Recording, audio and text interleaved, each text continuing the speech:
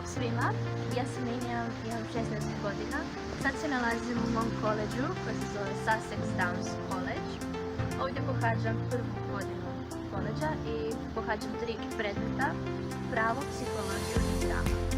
Moj koleđ se sastoji od 4 zgrade, Cliff, Pearl, Performing Arts i s druge strane ulice South Over zgrada.